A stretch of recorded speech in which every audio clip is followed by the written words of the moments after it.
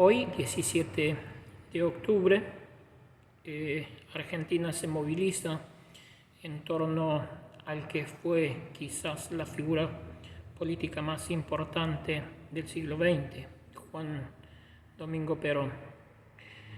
Quiero, en nombre de la Iglesia Católica, cuyo hijo soy, y porque los jóvenes me lo han pedido, hacer un aporte también como sacerdote católico en este día tan significativo para muchos argentinos. Y lo hago recordándole especialmente a los nuevos militantes políticos y a los jóvenes con aspiraciones o tendencias políticas, recordándoles, lo que es la doctrina social de la Iglesia. La respuesta de Jesús en el Evangelio de San Mateo a sus contemporáneos, dada al César lo que es del César y a Dios lo que es de Dios, y la respuesta de San Pablo a los romanos, todos deben someterse a las autoridades constituidas, parecen legitimar la dominación romana de la época y, en consecuencia, la obediencia del pueblo de Dios a ese poder romano. Reconocer la dominación romana por parte del pueblo de Dios hubiera sido renunciar al vínculo absolutamente especial establecido por Dios con el pueblo de Israel. Por tanto, es preciso entender bien a Jesús y a San Pablo, que entienden que los derechos de Dios están por encima de los derechos del César. Jesús consagra la autonomía del orden temporal, pero no su independencia de Dios. En efecto, el orden temporal no puede contradecir a los derechos de Dios y además debe estar al servicio del bien común, como dice la Dignitate Humanae. En el fondo, lo que Jesús y San Pablo enseñan es que debemos ser honestos ciudadanos y buenos cristianos, como le gustaba decir a San Juan Bosco. La Iglesia, buscando ayudar a los hombres a ser honestos ciudadanos y buenos cristianos, en 1891 el Papa León XIII publicó la encíclica Rerum Novarum, considerada como la primera de las grandes encíclicas sociales de los tiempos modernos. A los 40 años de aquella primera encíclica, Pío XI quiso conmemorarla con el 40º año. Más tarde, Pablo VI publicó la Carta 80 Adveniens al cumplirse 80 años de la Rerum Novarum, y Juan Pablo II quiso también conmemorar el 90 aniversario de aquella encíclica con la más reciente de las grandes encíclicas sociales del tiempo moderno, la Laborem Exercens. Es decir, la Iglesia, con su magisterio, es la primera interesada en que seamos honestos ciudadanos y buenos cristianos. Las encíclicas mencionadas son un recordatorio a los católicos, pero especialmente a los militantes sociales, para que siempre tengan presente que los asuntos temporales, la política, la economía, la ciencia, el arte, las relaciones laborales, la comunidad internacional, etc., tienen una dimensión moral, ley de Dios, que sin menguar la libertad en la búsqueda de las soluciones concretas, debe ser guía para la construcción de la ciudad terrena, según los designios de Dios, según Dios quiere. Para santificar el mundo y para santificarse a través de las realidades seculares, los gobiernos, cual sea este de turno, deben conocer la doctrina social de la Iglesia y ponerla en práctica en su dimensión moral, política y económica. Se llama doctrina social de la Iglesia al conjunto de enseñanzas del magisterio eclesiástico que aplican las verdades reveladas y la moral cristiana al orden social. Es decir, la aplicación del mensaje evangélico a las realidades sociales, que también incluye la política y la economía, es parte de la doctrina social de la Iglesia. La doctrina social de la Iglesia es parte integrante de la concepción cristiana de la vida y su objetivo es mostrar a los hombres el plan de Dios sobre las realidades seculares. La doctrina social de la Iglesia enseña las bases morales del orden de las realidades temporales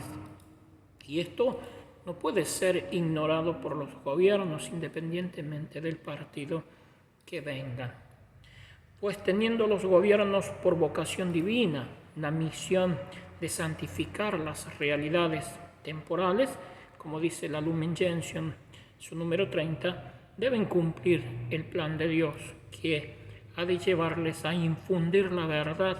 y la ley moral en la sociedad civil y a defender su justa autonomía. Los gobiernos no pueden ni deben dejar de saber que la doctrina social de la Iglesia se funda en la revelación y en la ley natural, estando contenida fundamentalmente en las enseñanzas de los santos padres, los sumos pontífices y en otros documentos del magisterio eclesiástico, entre los que a mí merece mención especial la Constitución Pastoral Gaudium et Spes del Concilio Vaticano II. La doctrina social de la Iglesia debe ser conocida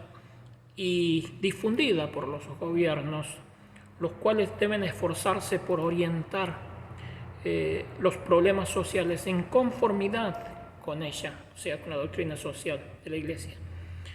Ha de formar parte de la educación de los jóvenes a los que debe instruirse y educarse según los preceptos de la ley de la doctrina social de la Iglesia. La enseñanza del magisterio